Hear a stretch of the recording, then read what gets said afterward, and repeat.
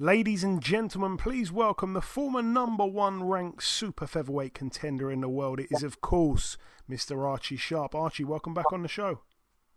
Hello, Joe. All is well, mate. Thanks for having me back on. Always good having you on, Archie. So we last spoke back in January.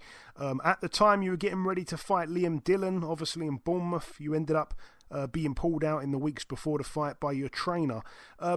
Yeah, for those that don't know, because I didn't see Queensberry announce too much at all, actually, on social media or whatever. I'm guessing some people still don't quite know. Even when I saw the news, I was like, oh no, I hope he's not injured. But just for those that don't know, Archie, fill us in. What happened?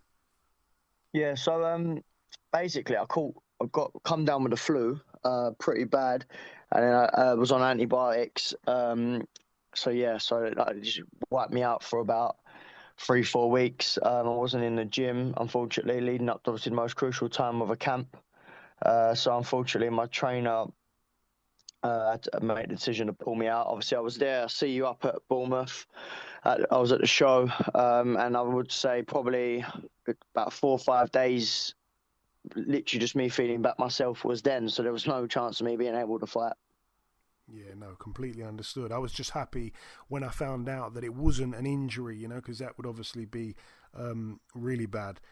You still attended the event, obviously, like you said. In the end, you were there. Your gym mate, Mace Ruegg, stepped in to fight Dillon and obviously lost a split decision. Did you think that Mace won? How did you think that the fight looked? On the night being ringside, I thought Mace won.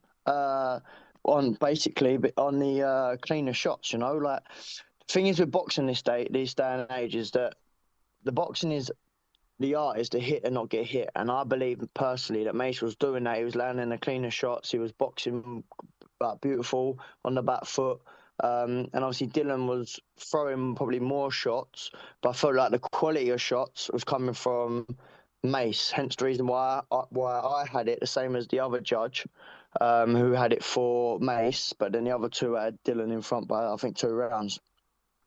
And also, what did you make of Dillon? I mean, obviously you've seen him fight before, but, being there, watching him up close like that, you probably haven't done that before. What did you make of him? Did you look at him thinking, oh my God, I wish I was in that ring right now? Or did you think maybe he's a bit better than you thought? What did you think? To be honest with you, I thought the level where that was, what was it for, Commonwealth silver? He done well, he done well. He pressed the fight. He made a fight. But yeah, he's definitely a fighter who takes a lot. Do you know what it is? Sitting there watching it, obviously I know I was obviously Team Mace because being out of our gym, but it was hard to watch really because he just fights with his face, and it's not good to see fighters like that. You see tragics happen, and it's just hard to watch. And I just feel like when fighters fight like that, they're not allowing themselves to have a long career. No, yeah, I get it. Also, you've become somewhat of a commentator now. Did you enjoy dissecting the fighters from the other side of the ropes this time?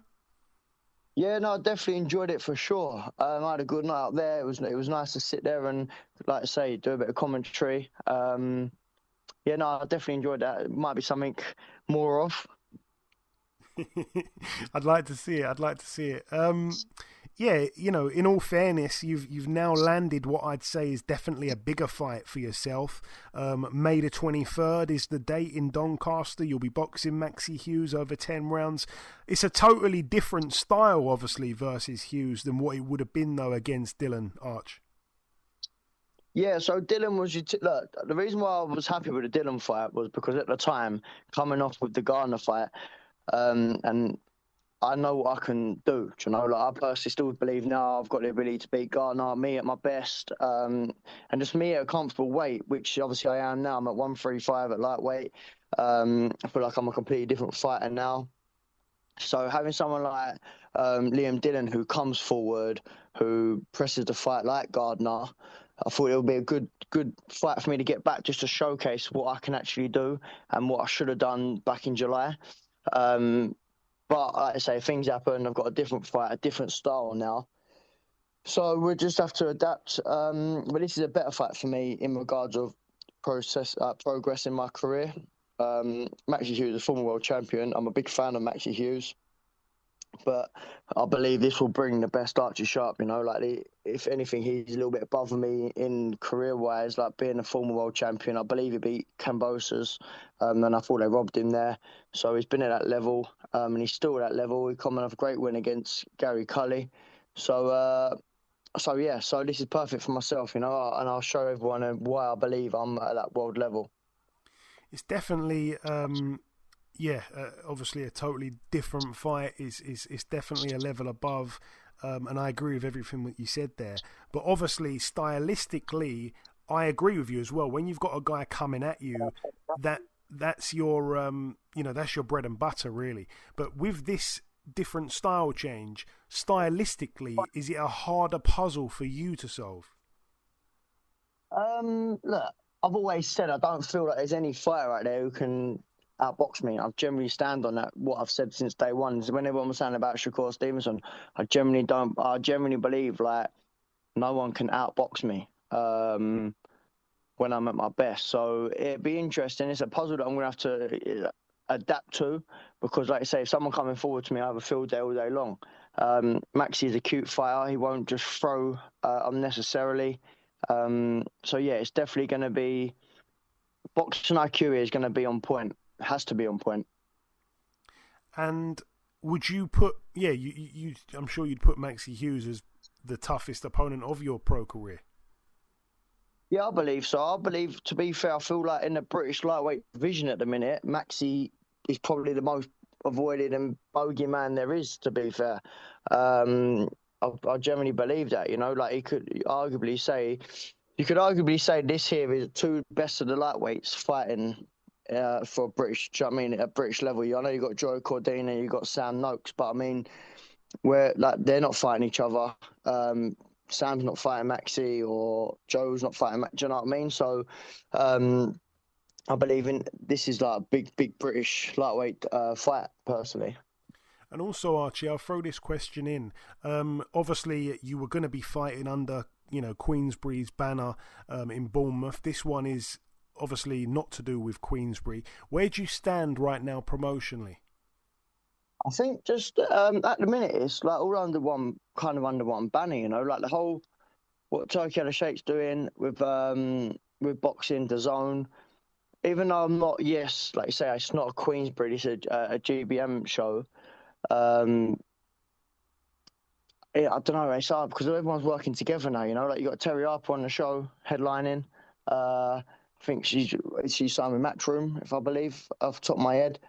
So I think everyone's just kind of working together at the minute, which is brilliant for boxing. Yeah, and it's obviously on DAZN as well. So I just want to get your prediction for your fight, Archie, if you have one. Obviously, you'll know that Maxi's extremely tough. He's been in with, as we know, the likes of Gary Cully, a big, huge lightweight who can bang. It's going to take a lot to put him away. What's your thoughts, though, prediction-wise? Prediction-wise, so the thing is with Maxi Hughes, he's always in a good fight. Like I say, with Camboso, other than Zepeda, when Zepeda stopped him, I think he's always in great fights. He's beat some great opposition. Gary Cully's a great fighter he's beat, and I feel like he won convincingly there as well. But I generally believe if I do what I do, I can make this pretty one-sided. I really believe that. If I do what I do, I can make this really a one-sided fight. I would love to see this happen for you, Archie, of course. Just before we let you go, if you've got any closing words to the listeners, you are the guest that has been on the most, the most. Well, look, like I always say, just keep tuning in. It has been an up and down and sticky last 4 years. Career's been a bit all over the place, but these are the fights now. Like Maxi Hughes is a big name in the sport of boxing, lightweight division. Once I beat Maxi, he's for the WBA Intercontinental. He's highly ranked in all the organisations, so it kind of springballs me on then, so potentially for a world title fight. So yeah, stay tuned. Things are going to happen. Big things are happening, and I've always said it's about timing. So I'm looking forward to putting on a show for everyone. May 23rd. Cannot wait for May 23rd. You'd be crazy to miss it. Listen, Archie, I want to thank you for your time. Best of luck, like you say, on May the 23rd, and we'll speak sometime after, I'm sure. God bless you, Joe. Thank you very much.